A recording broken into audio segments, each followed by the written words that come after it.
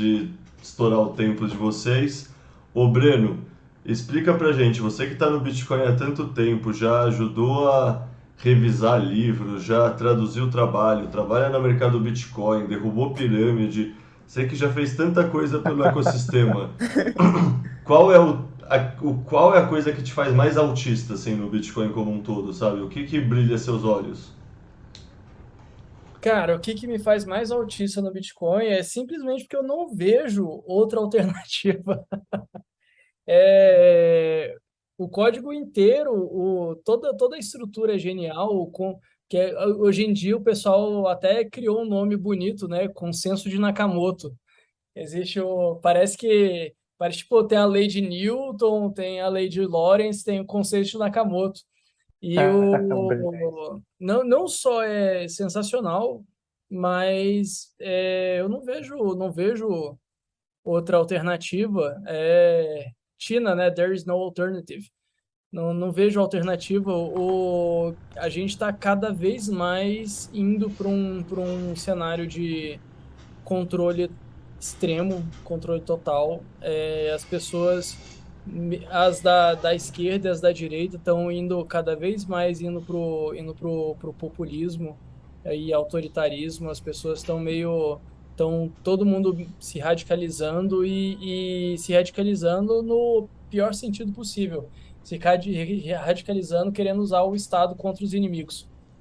Então, e isso aí a gente já está acontecendo aí, a gente já vê na China acontecendo, tem o crédito social chinês, que já está sendo exportado para países da Europa, logo, logo eles vão querer implementar isso no Brasil também, vai ter o CBDC, que todo mundo quer fazer, ninguém ainda sabe exatamente como, mas todo mundo quer fazer. Eu acompanho o R3 Corda, que é um consórcio de bancos que estão fazendo uma blockchain privada, digamos assim, deles. E eles criaram um software para fazer CBDC. Eu assisto de vez em quando algumas conferências deles, só para acompanhar, para ver quão ferrado que a gente está. E eu vou te dizer, a gente está muito ferrado, não é pouco ferrado, não. É isso aí, o software deles, assim, eles têm controle total de tudo financeiro. Eles conseguem fazer o que quiser se colocar aquilo como moeda.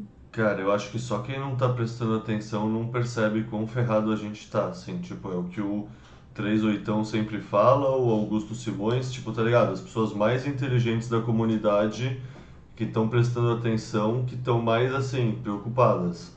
E aí você vê, sei lá, o que aconteceu no Canadá, por exemplo, tá ligado? Eu citou a China como exemplo, mas assim, a China é um exemplo muito fácil da gente jogar fora, da gente descartar, falando, ah, mas lá é uma ditadura, eles são totalitários, isso não aconteceria com a gente aqui no Ocidente.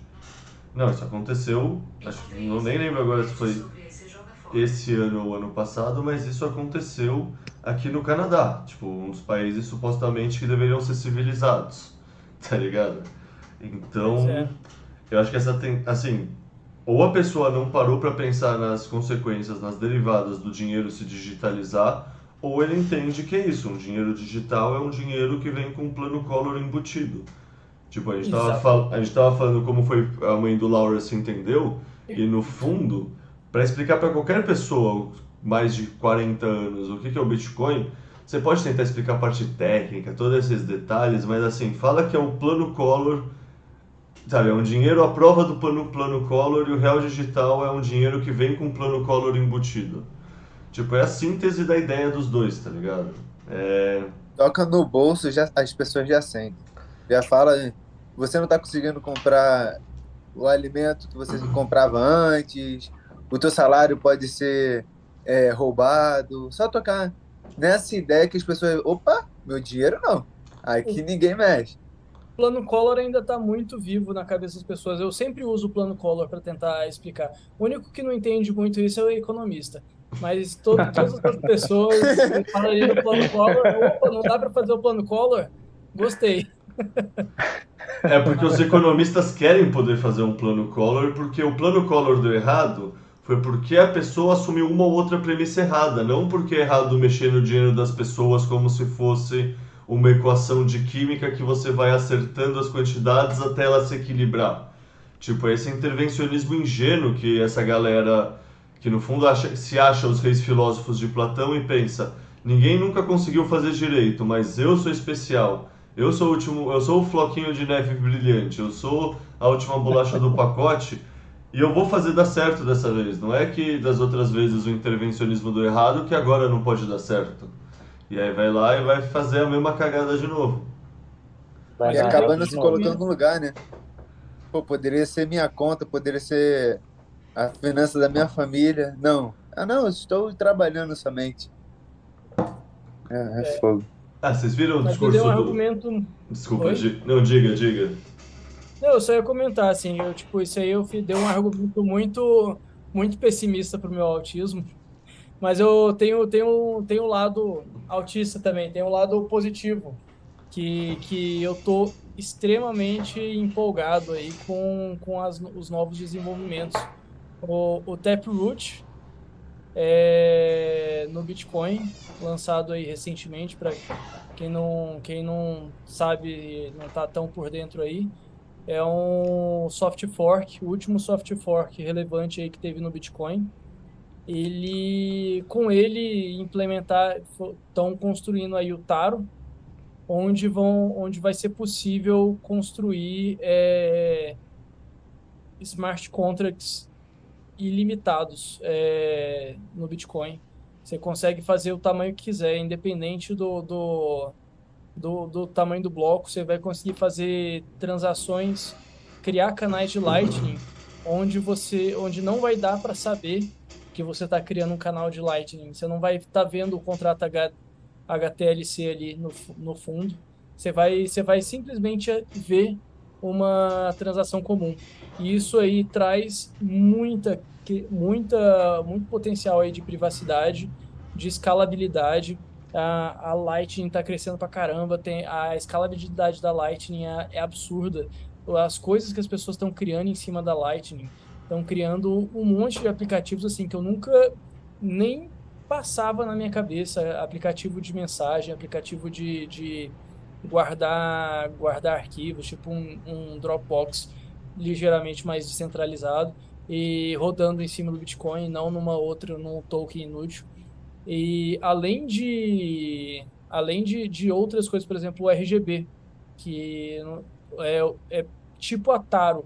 A Taro ela está sendo desenvolvida pela Lightning Labs, que é uma tecnologia para você poder criar tokens em cima do Bitcoin. Então, com essa possibilidade de criar tokens no Bitcoin, você está, na verdade, criando uma DEX. É uma DEX realmente descentralizada, não é uma pessoa que gere uma DEX. Qualquer pessoa, em qualquer ponto, tendo um node de Lightning, vai poder ser uma exchange. Ele vai ter a infraestrutura para ser uma exchange descentralizada e Isso de dar o aí, que quiser. só explicando para as pessoas. DEX é uma Decentralized Exchange, uma exchange descentralizada. Exatamente. Então, assim, por exemplo, tem muita gente que negocia, que usa tokens de USDT, porque o sistema bancário lá ainda você vai transferir de um banco para o outro, às vezes demora 3 dias para fazer isso. O pessoal manda cheque até hoje lá nos Estados Unidos. E aí tem muitas empresas que migraram para Tether, para USDC, esses outros tokens aí, e eles poderiam fazer isso usando a Taro. E aí todo o caminho é percorrido por Bitcoin e só na pontinha faz a conversão de Bitcoin para USDC ou USDT ou o token que você quiser colocar em cima do Bitcoin. Se você quiser tokenizar um investimento de renda fixa, por exemplo, você pode colocar lá e no final você vai ser você vai ser uma exchange. Qualquer pessoa vai ter a capacidade de fazer isso daí e sem precisar confiar, sem você precisar deixar seu dinheiro dentro de algum ente centralizado. Tudo isso aí tendo a garantia criptográfica de segurança do Bitcoin. E com o RGB, você vai poder fazer contratos Turing Complete. Isso significa que é contratos da forma que você quiser e eles são todos feitos do lado do cliente, não são no servidor, não são na blockchain. Então você não vai ter aqueles problemas de escalabilidade do Ethereum.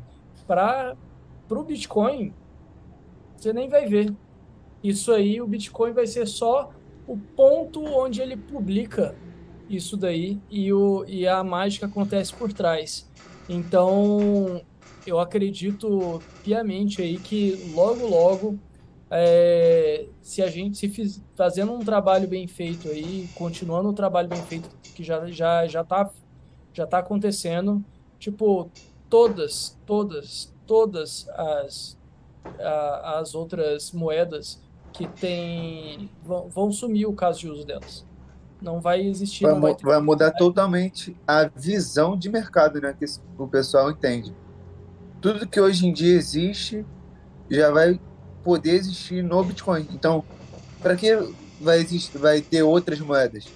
Vai mudar totalmente a ideia de mercado cripto, vamos dizer assim. Exatamente. Por que que você vai criar por que que você vai usar o Ethereum para criar qualquer token que você quer fazer? Faz em cima do Bitcoin, que além de tudo ainda roda na Lightning. Isso É, daí vai ser um sonho, hein? Vai ser um futuro muito promissor, porque é tudo que a gente espera, né? O que eles vêm falando é, não, não pode, não dá pelo tamanho do bloco, lá. Vai poder agora criar.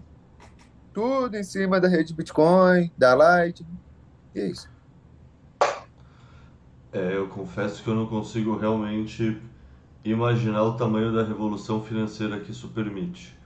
Porque, sei lá, eu já ouvi uma tese que eu acho muito interessante, que é entender todas as shitcoins como testnets, né?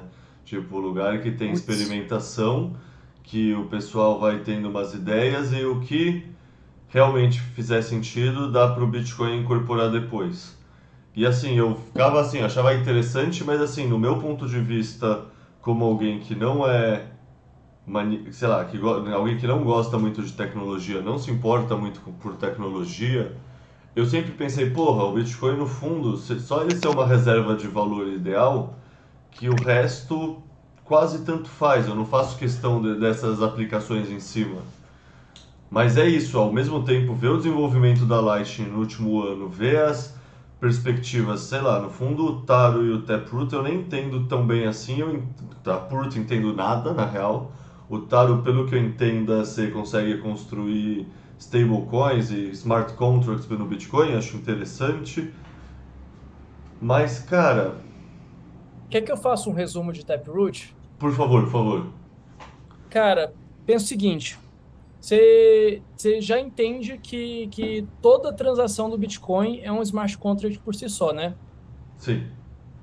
Beleza. Então, se a gente considerar que toda transação do Bitcoin é um smart contract, pensa o seguinte: eu estou mandando uma transação para você, na verdade é um contrato, onde está falando, basta o Leta assinar aqui que ele pode mover esses Bitcoins, senão eles estão trancados. Então, isso aí é uma transação comum de Bitcoin. E aí, seguindo essa mesma ideia, eu posso escrever outros contratos, do tipo o Leta ou o Lawrence. Se qualquer um dos dois assinar, eles conseguem mover. Ou então o Leta e o Lawrence. Ou então só daqui a 2 dias o Leta, mas se passar 3 é só o Lawrence. E eu posso tem vários esquemas que eu posso fazer, só que tudo isso ocupa espaço de bloco. Então, você fazendo isso daí, vira uma transação grande, são vários kilobytes, e isso atrapalha. Você acaba tendo uma limitação. Você não pode fazer um contrato muito grande, você não pode fazer ele muito complexo. O que o Taproot possibilita, junto com o Schnorr, que é a assinatura de Schnorr veio junto do Taproot. A assinatura de Schnorr você consegue agregar assinaturas como se ela fosse uma só. Então, o que acontece? Se, por exemplo, nós quatro fôssemos assinar uma transação, se a gente usar Schnorr, vira tudo uma assinatura só, e isso ocupa menos espaço na transação por si só. Beleza, agora o Taproot. Taproot, a ideia, o que é Taproot traduzido para português? É como se fosse uma cenoura. Pensa uma cenoura, ela é grandona aqui, ela é uma raiz grande que tem umas raizinhas pequenas em volta. Então, o Taproot é essa camada central da cenoura. Qual é a ideia? A ideia é o seguinte: quando você vai criar um contrato inteligente, complexo, sempre, digamos assim, que nós quatro vamos fazer um contrato inteligente que se, sei lá, o jogo de futebol do Brasil acontecer, o Brasil ganhar de acordo com tal oráculo, eu ganho, mas se não você ganha, ou tem, a gente faz todas as formas possíveis ali de aposta e coloca isso num contrato inteligente e faz uma transação com isso. Se a gente colocar isso direto em transação, ela vai ficar enorme. Só que a gente pode fazer um hash do contrato e publicar o hash do contrato. E aí o que que acontece? Eu quando essa transação, quando digamos que eu ganhei, o Brasil ganhou o jogo, eu ganhei, vou movimentar o dinheiro. Eu revelo o contrato, provo que o contrato ali é o hash e satisfaz todas as condições e eu consigo movimentar. Mas aí tem uma coisinha em especial que deixa mais interessante. Se eu sei que eu ganhei, você sabe que eu ganhei e você admite, o Lawrence sabe que eu ganhei e ele admite. Então todo mundo concorda que eu ganhei. Existe a saída amigável, que ao invés de eu revelar o contrato todo, eu revelo só um ou todo mundo assina, então eu posso fazer a transação, todo mundo assinar, porque tá todo mundo aqui é amigável, todo mundo entendeu que eu ganhei, e eu não preciso revelar toda a estrutura do contrato. Porque esse contrato ele é recheado em Merkle Tree. Então eu pego só uma parte, revelo só isso aqui que nós três estamos de acordo. E para qualquer pessoa olhando na blockchain, vai parecer uma transação, uma transação comum. Eles não vão saber o contrato que a gente colocou ali por trás. Cara, um dia eu vou conseguir entender tudo isso direto, assim, eu prometo, eu prometo. Não, de Mas, boa. assim, cada vez que eu ouço Mas deu uma falar. clareada boa, deu uma clareada muito boa. Porra, total, total. Cada vez que eu ouço Boa. falar, parece que eu entendo, mas aí 2 dias depois. É que nem aula de matemática. Lembra? Você entendia o que o professor falava, mas você saberia reproduzir? Mas, cara, uma das coisas que me deixou mais fascinado com o Bitcoin, que eu mais gosto, é que quanto mais você estuda, mais você descobre coisas novas que você não sabe, sabe? Que não tem ninguém que diz que consegue acompanhar todo o ecossistema, assim, tipo, Não, tamanha a ebulição de ideias, assim, sabe? Tem todo o ramo da mineração, que é o ramo que eu tenho acompanhado, e, cara, é impressionante a velocidade, sabe? É impressionante a velocidade só desse ecossistema. Tem toda a questão da Lightning, que é impressionante, essa coisa, sei lá, de tá surgindo uma curva de juros natural para quem está roteando o nó de Lightning. Lightning, que nem você falou, está sendo usado para rotear mensagem, para armazenamento. Tipo, eu ouço o pessoal falar que vai ser a nova internet, eu tipo nem parei para entender realmente o que significa isso. Será que realmente a gente vai deixar de usar outros protocolos e cada um que tem um node de Lightning vai rotear, vai ser o próprio servidor e isso vai ser a infraestrutura da internet no futuro? Não sei, eu não parei para estudar, sinceramente, sabe? Mas isso é das coisas que me deixa, sei lá, no fundo você tá falando porque você é autista e, cara, pra mim essa questão de a gente nunca saber tudo, porque sempre tem tanta coisa nova acontecendo que não dá nem tempo de se manter inteirado, é maravilhoso, assim, tá ligado? Tipo, hoje eu tava escutando um podcast sobre o FedMints, por exemplo, eu não tinha tido tempo ainda. E é um negócio que eu tô começando a entender, assim, puta, legal, então você consegue fazer um multisig que serve como uma carteira e transaciona com Lightning entre si, dentro de um, entre aspas, clube, uma comunidade que você determina membros notáveis para terem a confiança. E por um lado faz sentido, mas assim, eu não veria um puta potencial revolucionário se não tivesse vários plebes gringos que eu atribuo reputação falando bem, tipo o Matt Odell, por exemplo. Não lembro se o Didi falou bem também, mas o Marty Bent também, sabe? Um pessoal que, sei lá, pelo menos que eu conheça, sempre valorizei a opinião. Você tem uma opinião sobre o Fed Mintz? Cara, então, eu fiquei de ler o white paper mesmo. Eu já assisti palestra, eu já vi um podcast, mas eu quero ler. Porque, assim, a minha cabeça funciona que nem o Breaking Bitcoin. Eu tenho que tentar quebrar para eu entender, para entender as partes. Tipo, eu tento quebrar o Bitcoin. E aí, quando eu, tipo, desisto, já tentei de todo, então, beleza. Então, sei lá, meu professor de física me ensina uma fórmula de física e eu fico tentando pensar um milhão de maneiras de provar que o que ele está falando está errado. Então, é mais ou menos assim que minha cabeça funciona. E aí, no caso do FedMint, eu ainda quero ler mais um pouco, mas é interessante. É interessante. Eu ainda não estou tão animado quanto os outros. Eu já estive mais, mas eu entendi melhor e fiquei meio assim, porque pelo que eu entendi, e aí assim, quem estiver escutando, faça sua própria pesquisa, porque eu posso estar falando alguma besteira, tem que estudar mais. Mas pelo que eu entendi, o FedMint, ele basicamente você faz uma federação e emite tokens para você.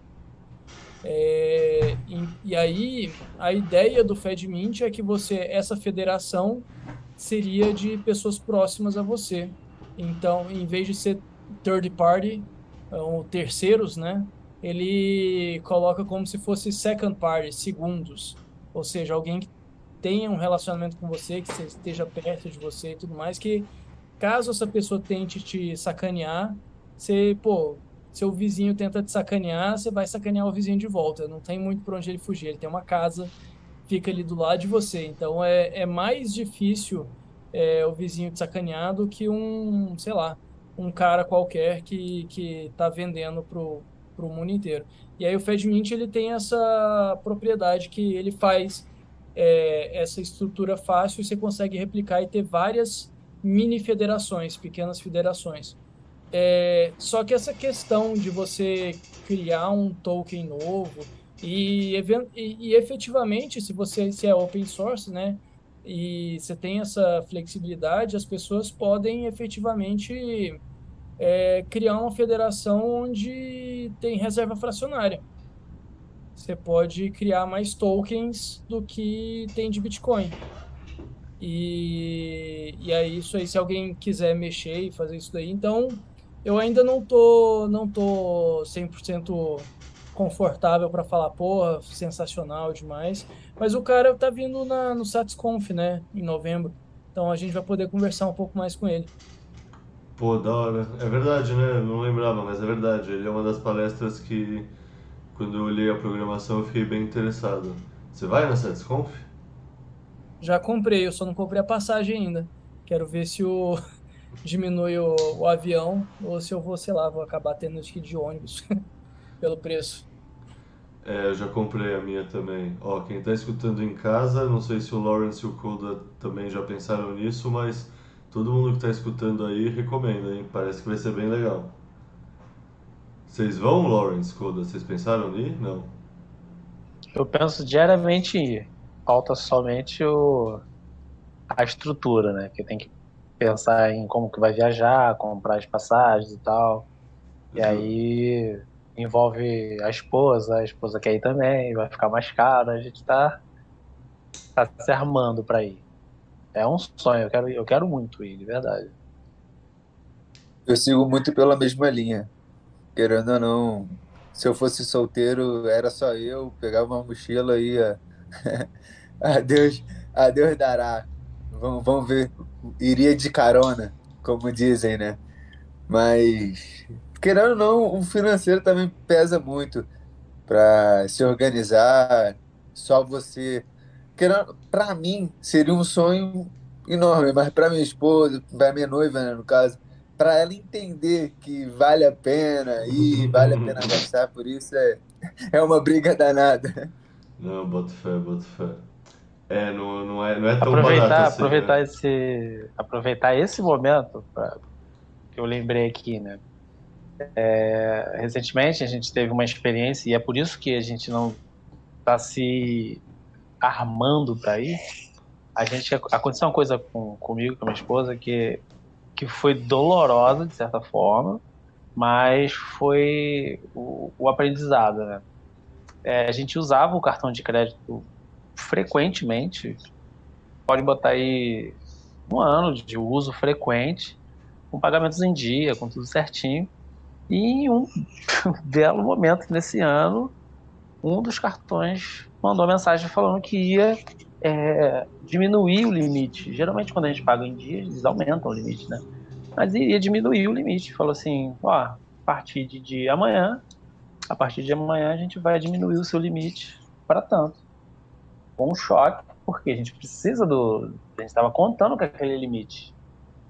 E aí eu já fiquei lembrando o poder do banco na nossa vida, né? Aí, beleza. Aconteceu isso uma vez.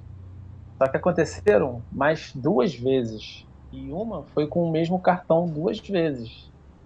Foram dois cartões diferentes e uma aconteceu com um cartão duas vezes. E quando aconteceu a última vez, ele falou assim: a partir de amanhã nós vamos diminuir o seu limite. Era um momento crucial que a gente iria usar aquele limite e que na noite a gente descobriu que o banco iria simplesmente reter e acabar com aquele limite. E aí a gente, bota aspas, passaria fome, né? Porque a gente estava usando o cartão como normal, como um uso diário. E aí, beleza, sorte é que a gente tinha o dinheiro guardado e conseguiu ajeitar. Só que quando chegou no momento em que veio essa notícia, a gente ficou impactado, minha esposa ficou nervosa, eu fiquei puto da vida. Lembrei do outro dinheiro em outro banco, Fiat, né? E falei pra ela, ó, relaxa, dá pra gente terminar o mês com dinheiro do outro banco. Aí ela ficou um pouco mais calma. Eu aproveitei e falei, mas agora imagina só se o outro banco, por motivos da cabeça dele, resolver não liberar esse dinheiro que está guardado com eles. Qual vai ser a nossa única esperança? Aí ela tava puta no momento, né? Falou, não é hora de evangelizar. Mas a nossa única esperança, se essa conjuntura desse errado, seria o Bitcoin, porque seria o único jeito da gente ter dinheiro. É nesse Se a gente momento ficasse sem dinheiro. que se você não fosse maximalista, você ia se tornar. É, Bitcoin chega no momento certo para cada um, não importa. A pessoa pode exato. bater no peito e falar que é contra o Bitcoin. Uma hora ela vai precisar dessa porra. Uma hora ela Uma vai hora precisar. vai. Uma hora vai. E aí ela teve aquele estalo. Depois que ela se acalmou, é claro, né? Aí eu, viu como é que o banco ele tem um poder de decidir o nosso dia, de decidir o nosso mês, de decidir se a gente vai ter que pedir dinheiro emprestado, ter que comer na casa de parente ou não, tá ligado?